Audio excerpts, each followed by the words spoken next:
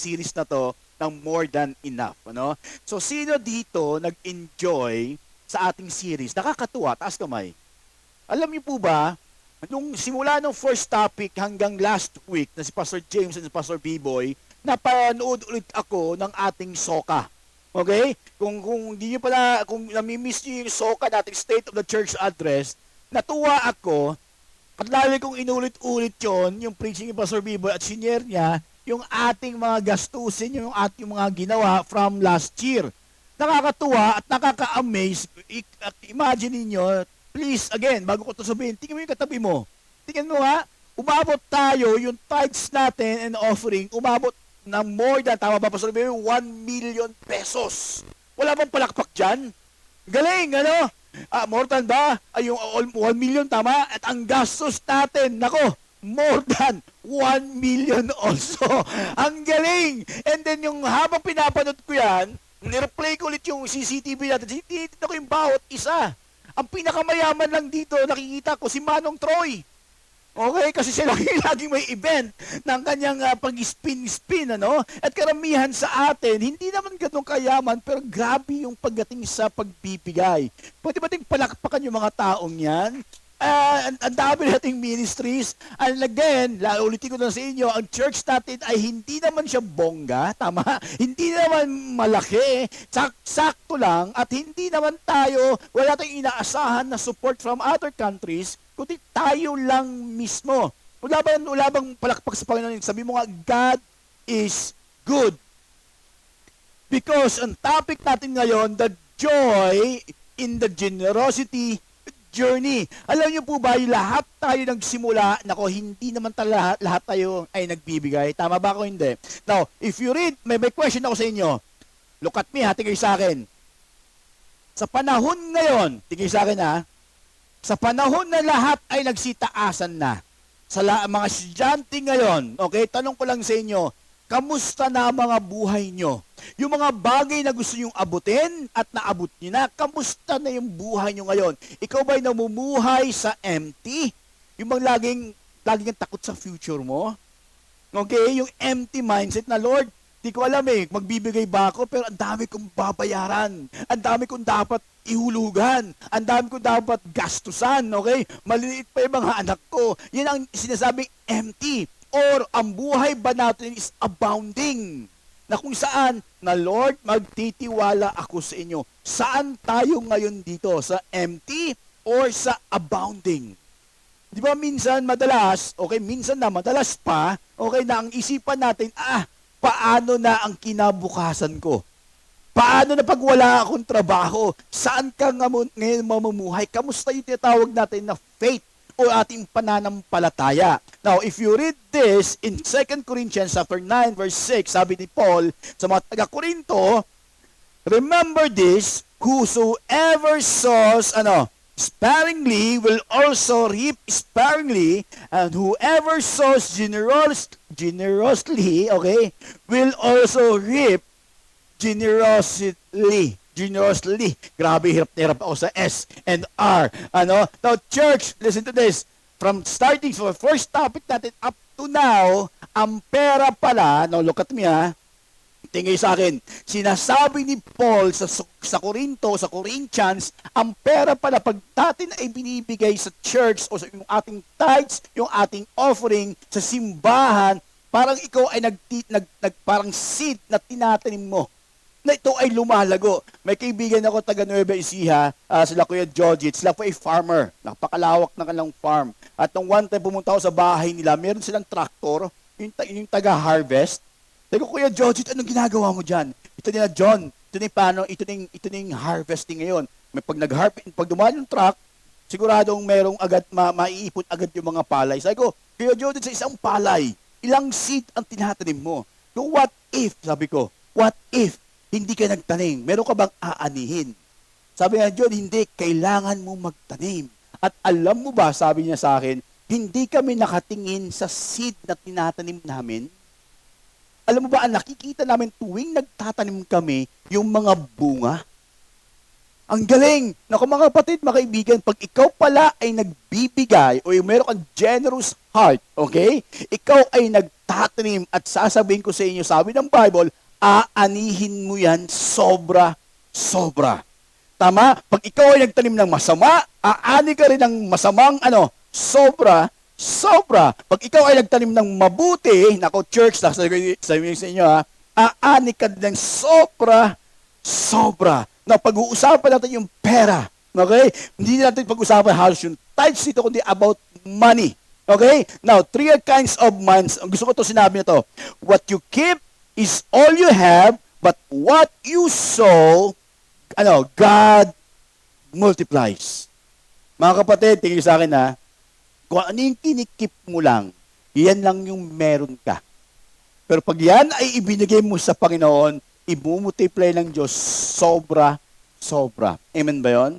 Di ba minsan, ang hirap ibigay yung mga bagay na dapat ibigay natin, tama? Ano ang pinakamahirap ibigay? Time? Skills? Or money? Sino mo sabing money? Taas kamay. Pera. Wala? Wow, very good. Time. Skills. Galing pag tinanong ka lang ni Lord, okay, magkano ba gusto mong time? Di ba? Sabi mo 26, Lord, one more hour or 2 more hours, magiging instead of 24 hours, magiging 28 hours ka. Pero alam mo, pag mali yung mindset mo, pag mali yung puso mo, mali pa rin magiging outcome ng gagawin mo. Amen ba yun? No, kapatid, ang joy, ang sarap kaya maging part ng isang gawain na meron kang binibigay. Not only your money, but also your time, yung effort mo, yung energy mo, pati yung skills mo. Okay? Can you please look at the person beside you? Sabi mo, thank you. Salamat sa iyong pagbibigay. Alam mo, meron isang kanta na gustong-gusto ko na pinapakanta ko kaya Kuya Atan mo na matagal na hanggang ngayon di pa rin kinakanta. Hindi, joke lang. I-request ko ito nakaraan. Yung thank you for giving to the Lord. Di ba? I'm alive. Hindi ko alam naman title yan. That was changed when you die.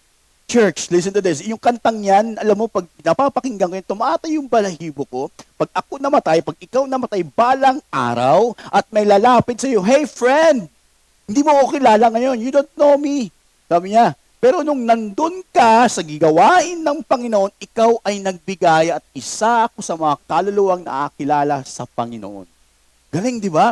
Pwede mo ba pasalamatan yung taong katabi mo ngayon? Salamat sa puso mong napakalaki at napaka-generous, okay? Now, what you keep is all you have, but what you sow, God multiplies. Mga kapatid, the reason why you are blessed, because gusto ng Panginoon maging channel of blessings ka rin sa iba.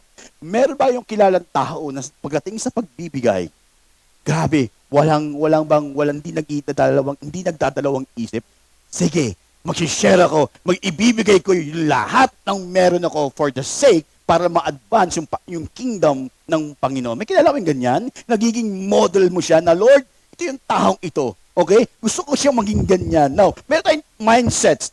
3 money mindsets. Number 1, ako marami sa atin ganito, it's all from me and for me.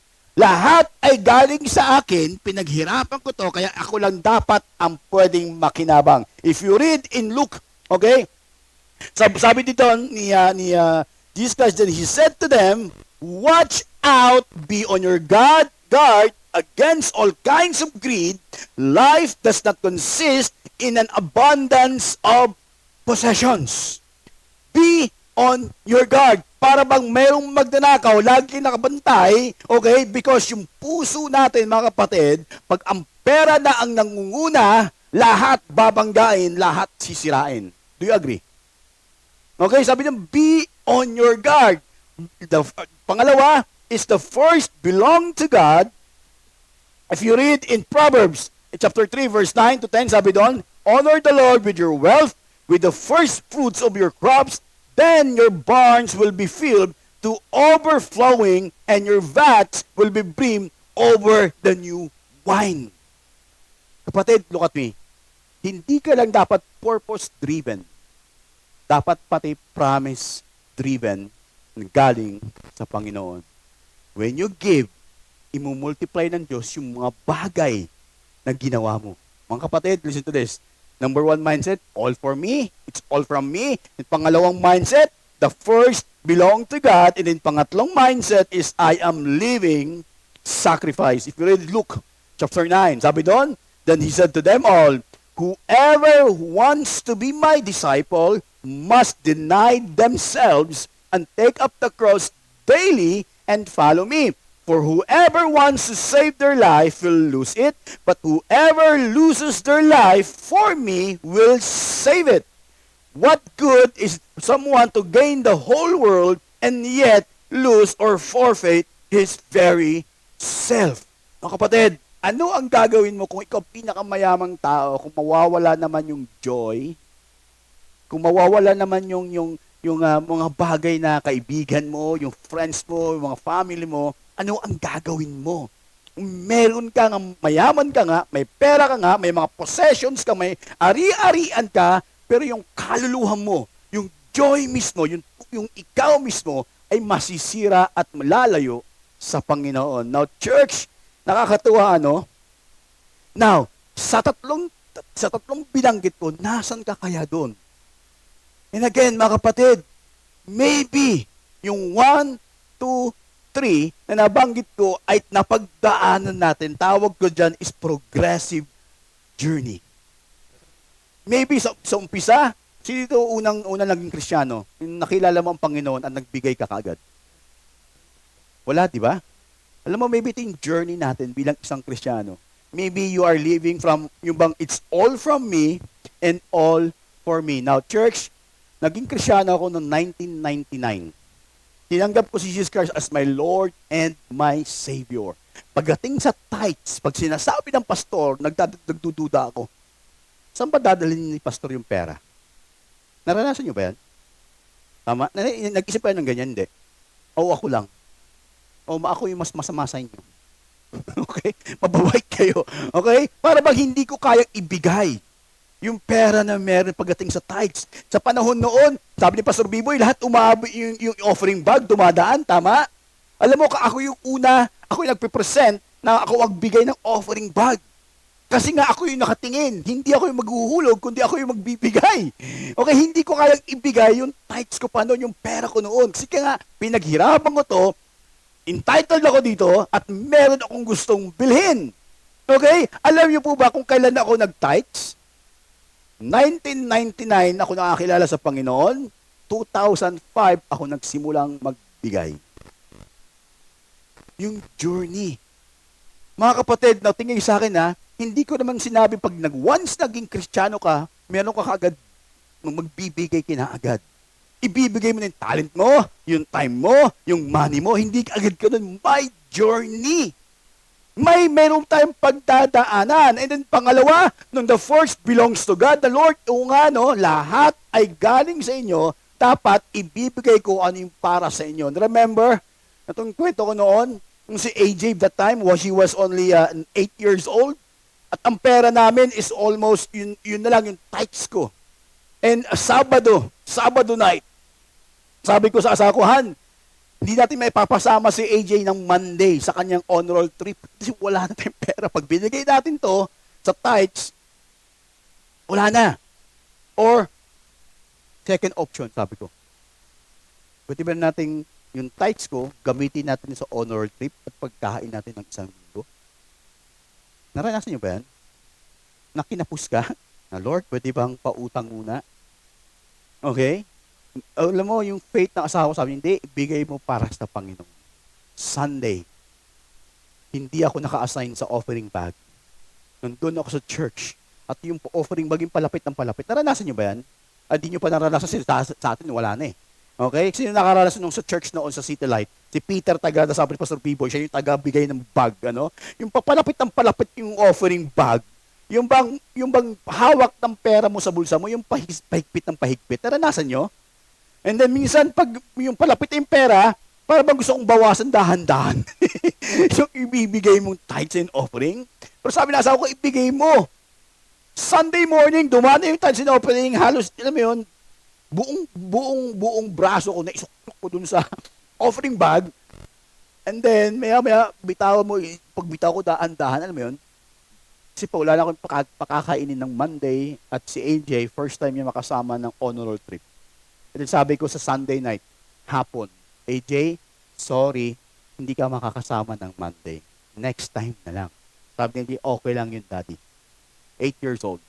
Then later on, after an hours or 2 hours, alas 6 ng gabi or 6:30 ng gabi, tumawag kapatid ko, Kuya, punta ka rito. Saan ka? Santa Lucia. Merong blessing na pwede mong kunin galing kay ate. Alam mo, kahit umuulan nun, napamotor ako hanggang Santa Lucia. Sabi ko, Lord, God is good. Then yung tithes na binigay ko, alam mo, yung binigay niya sa akin, sobra, doble or triple. Is God good? The first belongs to God. Minsan, yung pagiging giver, na kapatid, natingin sa akin ha, hindi how much ang ibibigay mo. Hindi sa laki ng ibibigay mo. Alam mo ang gusto ng Diyos sa'yo? Yung magiging outcome ng sarili mo. Dapat tayo maging giver. Okay? And then, I am living a sacrifice. Ito yung journey. Mga kapatid, balik kita, tingin sa screen.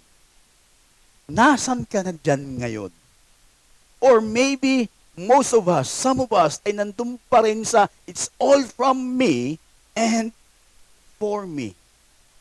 Sana sa loob ng ilang taon, tayo ay nag-grow spiritually. Tayo ay nag-grow yung ating isipan. The more na nakikilala natin ang Panginoon, the more na ibibigay natin yung pinaka-best para sa Kanya. Amen ba yun? Now, sabi dun sa verse na to, joyful generosity starts with a decision. Now, if you read in 2 Corinthians, pakibasa lakas-lakas, 1, 2, 3, go.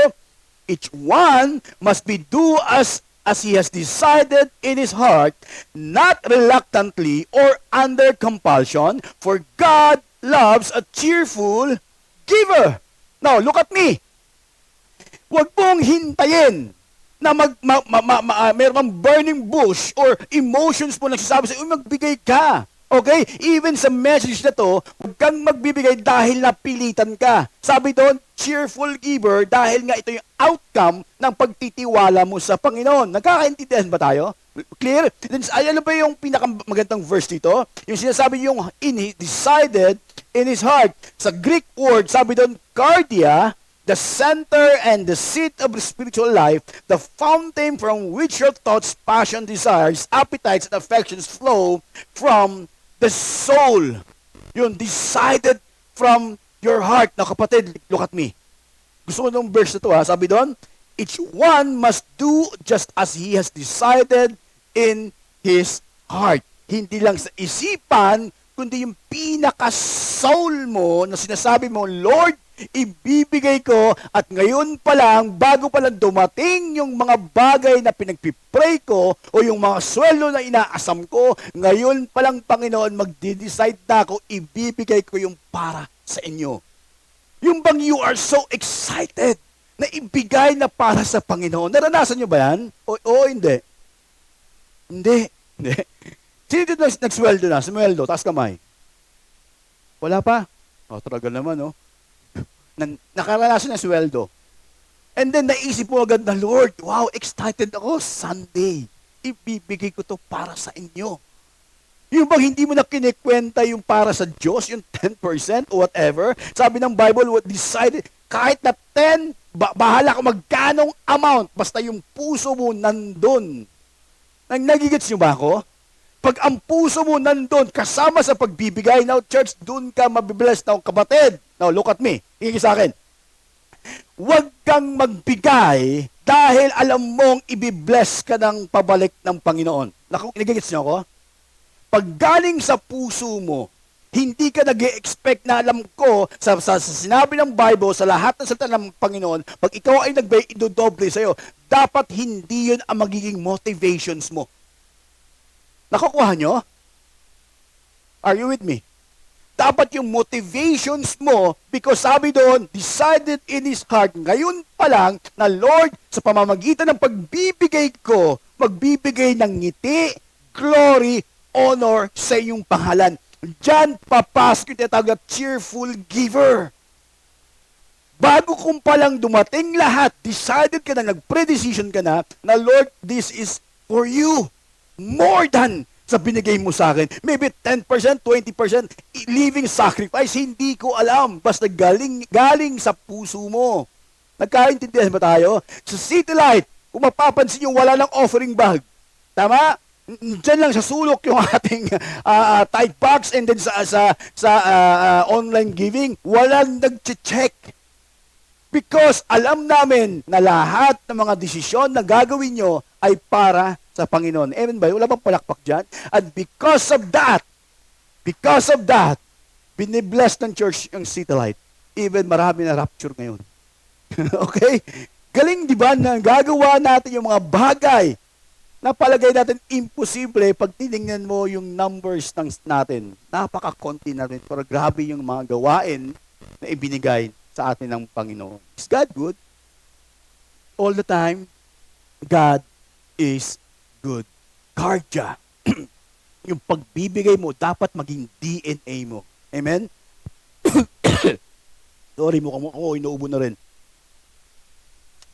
Gusto ko sinabi dito, nakalimutan yung pangalan nito. Nasa notes niyo, okay? The most important thing in your life is not what you do, is who you become. Kapatid, tingin sa akin, kahit na ilang taong ka ng Kristiyano, kahit na ikaw ay panay bigay, panay tugtog sa ministry, ang titingnan ng Diyos yung taong nagiging nagiging ikaw. Alam mo, ang goal natin, hindi lang basta magbigay, maging giver. Gets nyo ba ako? Dapat yung taong maging ikaw ay yung taong maging giver. If you read this in 2 Corinthians, in church, and God, pakisabay-sabay, 1, 2, 3, go, and God is able to bless you, abundantly. Kapatid, kung katabi mo asawa mo, sabi mo, napakabuti ng Diyos sa atin. Kasama may mga young people ngayon, yung mga estudyante, walang pera, may pera, konti, okay? Hindi mo alam kung anong gagawin mo sa future mo, mas God is able. Sino dito merong malaking overhead binabayaran monthly? Ako lang. Kuyatan, yan, marami mga utang to mga to eh. Yan, si Pastor Biboy, monthly, yung sakyan. Pero church, look at me. Sabi mo nga, God is able. Alam niyo po ba sa pagbibigay, ang nade-develop, una, yung character at yung ating trust sa Panginoon. Hindi habol ng Diyos yung ibibigay mo. Habol ng Diyos yung puso mo kung sino ka nagiging. Kung ano ka nagiging. Kung ikaw ba yung taong nagiging mapagbigay, kung ikaw ba yung tipo ng taong nagiging masunurin lalo sa Panginoon. Sabi doon, gusto ko ito yung dahilan. And God is able to bless you abundantly. So that in all things at all times, pakibasa sabay-sabay, having all that you need, you will abound in every good work, as it is written, they have freely scattered their gifts to the poor, their righteousness endures forever. Now, pag pinasa mo yung Book of Acts, grabe. Grabe, Kapatid, naniniwala bang it is more blessed to give than to receive? Amen? Pray ko before, the Lord blessed me. Extend nyo po nga po yung territory ko kasi that time, 2001, 2002, tama ba? 1999, year 2000. 2001, tama? Okay? Naisip ko sa 2021, okay? 2001, 2002, ako po ay nag-full-time sa ministry. Sa church na yan. Alam mo magkano allowance ko per month? 5,000 pesos. Not bad, di ba? Panahon, pero malaki. Umuwi po ng Santa Cruz, Manila. Okay? And sabi ko, Lord, bless mo nga ako. Pag meron akong pera, gusto ko ako naman yung nanlilibre. Kasi that time, noong 2001, John, anong gusto mo? Tuwing pupunta ako, John, bili kita nito, libre kita dito, libre kita dito. Sabi ko, Lord, gusto ko maging ganyan din. So, sa loob, sa aking allowance sa 5,000 pesos, sabi, John, hindi ka magiging giver o magiging blessing kung hindi mo sisimulan ngayon. Kahit na anong meron ka, subukan mo pa rin maging blessing sa iba. Kahit anong pwede mong ibigay, as long as galing sa puso mo, gawin mo. Huwag mo nang hintayin pa na pagyamanin ka pa ng Panginoon. Amen ba yun? Huwag mo nang hintayin pa na bigyan ka ng marami ng pera o sa trabaho mo. Huwag mo nang hintayin pa, dumating yung time. Alam mo, ito yung best time para maging blessing sa iba. Na yung mga Germans natin kaibigan, Germans tuloy. Mga German natin, sabi na, John, bakit ganon? Kung sino pa yung nasa third world country, sila pa yung masasaya at sila pa yung nanlilibre. Parang hindi ata balance, sabi niya. Kami yung nasa first world country, kayo sa third world, pero bakit kayo pa yung handang magbigay? Sabi ko sa kanya, alam mo bakit? Kasi meron kaming joy pagdating sa giving. Maybe malibre rin natin isang Coke, pamasahe, yung candy, basta maging part ako ng joy na ibibigay o happiness na ibibigay o mararamdaman mo that day. Mga kapatid, alam nyo, ang sarap maging channel of blessing sa iba. Dapat meron tayong tinatawag na joy. Sabi mo nga, joy. Because God is able. Hindi tayo ginawa ng Diyos na talunan. Tama? Ginawa tayo para isang victorious. If you read this verse in 2 Corinthians, now, church, he who supplies seed to the sower and bread for food will also supply and increase your store of seed. Now, church, listen to this. Now, he who supplies seed to the sower. Kapatid, listen. Sower. Dapat tayo, ang goal ng Panginoon o goal natin, maging giver. Amen? Hindi ka pwedeng magtanim kung hindi ka giver. Nakuha nyo? Dapat yung taong gusto mong maging, ngayon pa lang, simulan mo sa pagbibigay. At ang goal dapat natin maging, giver. Amen? And then sabi doon, and to the sower and bread for food will also supply and increase your store of seed, and it will enlarge the harvest of your righteousness. Now, look at me. Habang ikaw ay nagtatanim, habang ikaw ay nagbibigay ng mga anumang pwede mong ibigay, kapatid, sabi doon, God will supply. Lahat ng needs mo, huwag kang mag-alala. Ako bahala para sa'yo. Amen ba yun? Pero, sabi mo sa katabi mo, huwag kang tamad. Magtrabaho ka din. Gawin mo yung part mo at ang Diyos ang magbi-bless sa'yo. Okay? Nagising kayo, no? Huwag naman kayo mag-OT-OT, okay? Minsan lang, okay? Dahil because, church, listen to this, kahit na anong gawin mo sa buhay mo, okay? Kahit na mag-OT ka, magtrabaho ka, magpakasasa ka sa trabaho mo, kung hindi ka man i-bless ng Panginoon, sayang lang din. Tama? Hayaan mo na ang Diyos ang mag-supply ng needs mo, hindi sa pamamagitan ng sarili mo. Amen ba yun? Amen? The joy of giving. Now, mga kapatid, tingin sa akin. Alam niyo ba ang sweet light, ang dami nating gustong gawin. Do you agree? Ako, ang dami kong gustong bilhin. Okay, para sa church. One time, may lumapit sa akin, PJ, alam mo yung joy of giving? Gusto ko, may blessing ako nung January. Yung work na, di ko nababanggit yung pangalan, yung work na hindi ko naman inaasahan, nung January, biglang merong blessing. Gusto ko, mayroong i-donate sa church. Eko, bakit? Noon pa lang, ang prayer ko is, Lord, bless me.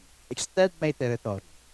Kung hindi ko ipapractice yan, hindi ko Baga, nag-disobey ako sa Panginoon. Sabi niya, Pastor John, meron akong gustong i-donate sa church. Sabi ko, wala problema. Donate mo lang. Anong kailangan mo? Sabi ko, kailangan ko ng screen sa drum set. Kasi maingay pag pumalo si Leslie. Okay? Instead na ano man gusto nila, gusto ko lahat ng screen. Mahal yun. Sabi ko, sige, pag-pray natin yan. Gawin natin yan. Kaya, ano ka na, mag-canvas ka na. Okay? Kasi, pag hindi tayo nag-canvas, hindi tayo ready. Okay? Kapatid, nakakatawa din. Hindi naman sa pagmamayabang. Itong City Light, maybe very few people at karamihan din nila sa trabaho. Tama? At alam nyo ba na meron din tayong mga campus missionaries na kahit papaano nabibigay natin ng mga allowance? Wala bang palakpak dyan? Hindi para ipakita sa kanila na yung utang na loob, actually walang utang na loob, privilege maging part sa buhay o mag-invest sa bawat isa. Amen? Alam mo, nakakatuwa, gusto namin balang araw, kasi itong mga tao ito na nag-isip ng ganyang pagbibigay kasi before, sila din ay sinusuportahan ng church. At ngayon, gusto nila, sila naman ang susuport sa bawat campus missionary na meron tayo para mag-reach out, para mag-shine ng light, at hindi lang yan, para makapagtapos ng maayos sa kanilang pag-aaral. Wala bang palakpak dyan? Is God good? God is good. And then lately, 2 weeks ago, dahil sa puso natin to shine the light, si Ma'am Madel tumawag sa atin at problema tayo ngayon. Magandang problema. Dahil gusto niya i-open ang Fort Bonifacio High School na magkaroon din ng PCT na kagaya ng ginagawa nila Jexel tuwing Sabado. Wala bang palakpak dyan? God is good. Tama? Kapatid, alam mo, sana ang goal natin hindi lang magbigay, kundi mag-offer din, mag-sacrifice din ng ating skills, time, at ang ating talent. Amen? Amen? Can we read this together one more time, itong verse na to in 2 Corinthians 9:10? Now, stop. Pwede nyo makakbay ang katabi nyo. Sabi mo sa kanya, now, he who supplies seed to the sower and bread for food will also supply and increase your store of seed and will enlarge the harvest of your righteousness. Kapatid, let's declare that because this year, kapatid, hindi nyo alam kung ano yung mga bagay na ibibigay at ipapagawa sa inyo ng Panginoon. Amen? Okay, amen? Sabi mo nga, God is good. All the time, God is good. Let's pray. Father God,